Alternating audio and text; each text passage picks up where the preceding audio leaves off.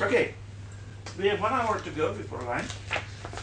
So let us get ahead, and now I'm trying to focus on, well, maybe this question is rather obvious, but why is innovation difficult?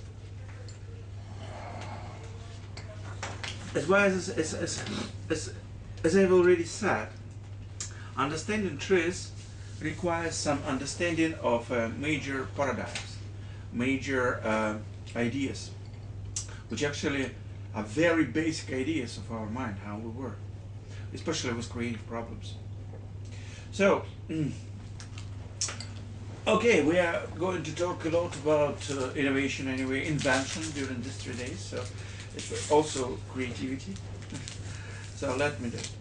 First of all,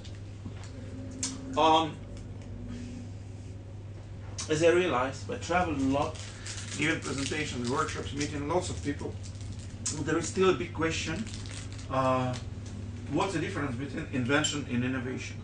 Different cultures understand it differently. So to make it simpler, I introduced my own definition, which actually has 5 different variables for a successful innovation.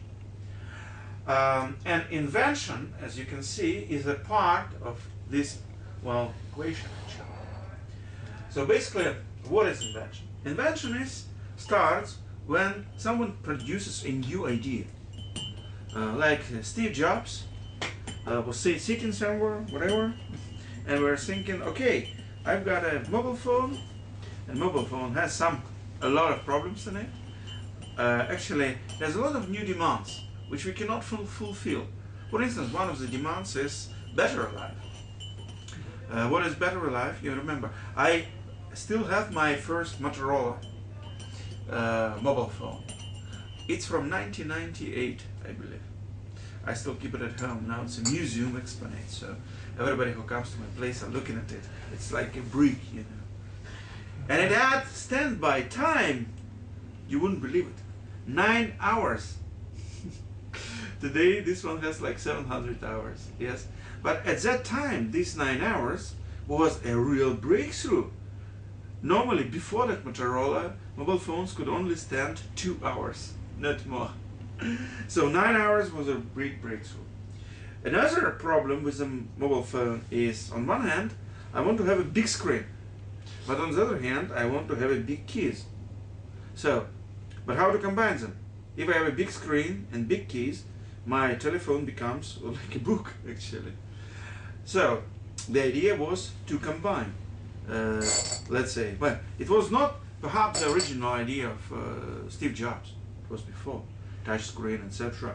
But Steve Jobs found how to compact it within a mobile phone and to make it not only the touch screen, but also a touch screen for other functions, like reciting the pictures, moving things, and so forth. So that was an idea, and this idea was patented. So the patent proves that this idea is new and was never publicly brought to the public before. So that's how people get patents. So new idea plus patent produce invention. Okay, but 90% of inventions which are in world patent collections are not used. Not at all. Two major reasons for that.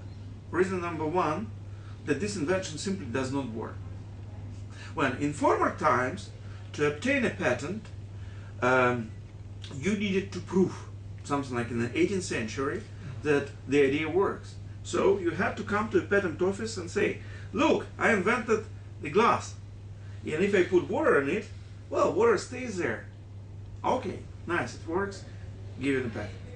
But today, if you look at the American patent collection, you will discover 250 patents protecting anti-gravity devices. None of them is working, of course. So, another reason is why people make patents or apply for patents, big companies. Big companies show their, actually increase their value by their intellectual property.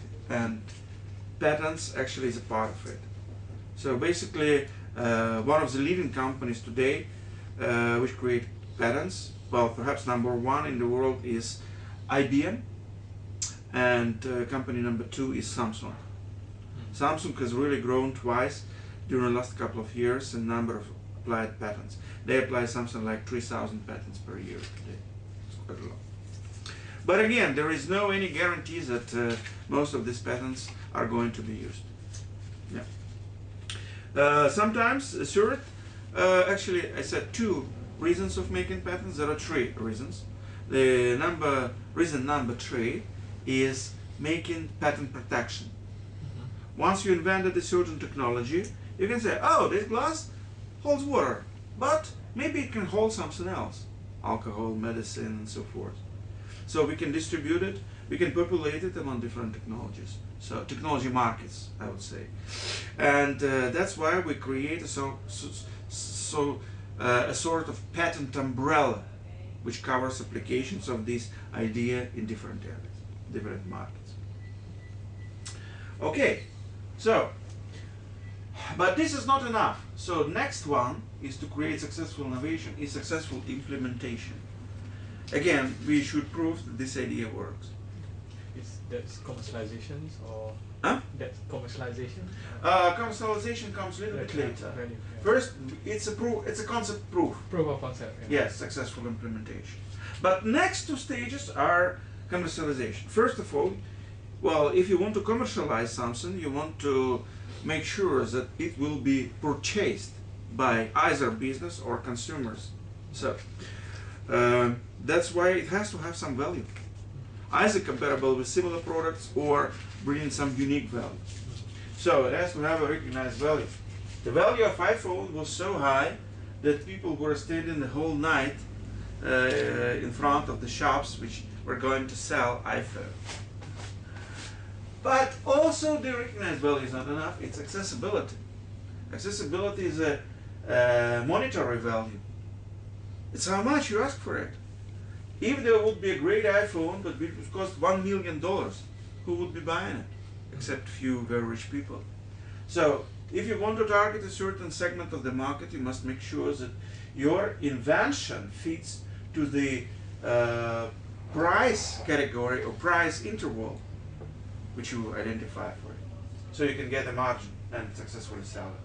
So 5 variables. Idea plus patent, successful implementation, recognized value, and accessibility. I call it accessibility. Maybe there is some other word, but I believe that's better.